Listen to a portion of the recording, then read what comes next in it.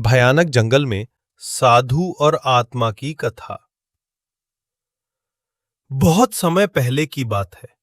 एक घना और डरावना जंगल था जहां सूरज की किरणें भी मुश्किल से पहुंच पाती थीं।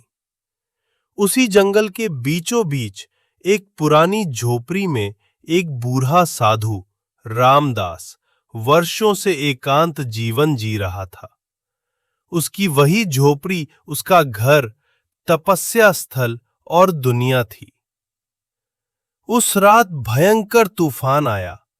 बारिश की बौछारें और बिजली की गड़गड़ाहट से जैसे पूरा जंगल कांप उठा।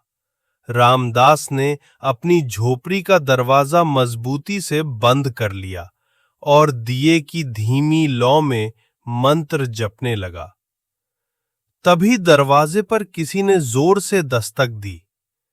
इतनी रात और ऐसे जंगल में? रामदास चौंक गया। डरते डरते उसने दरवाजा खोला। सामने एक भीगी हुई युवती खड़ी थी। उसका चेहरा डरा हुआ था और शरीर कांप रहा था।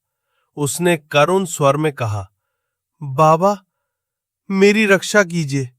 कुछ लोग मेरे पीछे पड़े हैं। वे मेरी इज्जत लूटना चाहते हैं। मैं भागती हुई यहां तक आई हूं। रामदास ने उसे भीतर बुलाया, चटाई बिछाई और दिया जलाकर उसे बैठने का इशारा किया। झोपड़ी में अब बस दिए की मध्यम रोशनी थी और बाहर तूफान की आवाजें गूंज रही थीं। लड़की ने अपना नाम अनीता बताया और कहा, मैं कामराज नगर की रहने वाली हूं। मेरे माता पिता अब इस दुनिया में नहीं रहे। उनकी मौत के बाद लोग मेरी खूबसूरती पर बुरी नजर डालने लगे। मैं इनसे बचते बचाते यहां आ पहुंची हूं। रामदास उसकी बात सुनता रहा, लेकिन उसके मन में एक शंका उठी। क्या यह सच है या कुछ छुपा हुआ है? थोड़ी देर बाद अनीता बोली, बाबा, क्या मैं इस रात यहां रुक सकती हूं? मैं बहुत डरी हुई हूं। रामदास ने सहमति में सिर हिलाया और कहा, ये झोपड़ी तुम्हारी भी है। अनीता चटाई पर लेट गई, पर रामदास की आंखों में नींद नहीं थी। उसके दिल में अजीब हलचल मची थी। मन की शांति जैसे भंग हो रही थी। तभी उसने सुना अनीता सिसक रही थी। वह उसके पास गया और पूछा, क्या बात है बेटी, क्यों रो रही हो? अनीता ने कांपती आवाज में कहा, बाबा, मैं वो नहीं जो दिखती हूं। मैं एक भटकी हुई आत्मा हूं। मुझे एक पापी ने छल से मारा था। मरते समय उसने शाप दिया कि मेरी आत्मा तब तक मुक्त नहीं होगी जब तक मैं किसी पवित्र साधु को भटका ना दूं।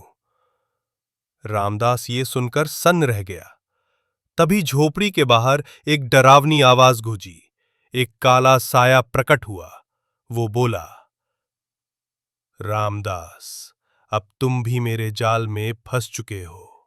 रामदास ने साहस बटोरकर कहा, तेरा काला जादू मुझ पर असर नहीं करेगा। मैं रोशनी का मार्ग चुन चुका हूं। अनीता की आंखों में अब पश्चाताप के आंसू थे। उसने कहा, बाबा, आपने मेरी आत्मा को सच दिखा दिया। मुझे अब खुद लड़ना होगा इस अंधकार से। अनीता ने दोनों हाथ उठाए और साए की ओर बढ़ी। उसकी चेतना जाग चुकी थी। तेज हवाएं चलीं, साया चीखा और अंततः अंधकार मिट गया। अनीता ने रामदास से कहा, आपने मुझे फिर से सही राह दिखा दी। अब मैं मुक्त हूं। रामदास ने मुस्कुराकर कहा, जाओ बेटी, अब अपनी नई जिंदगी शुरू करो। अनीता सिर झुकाकर जंगल से निकल गई। उसका अंतर्मन अब रोशनी से भर चुका था।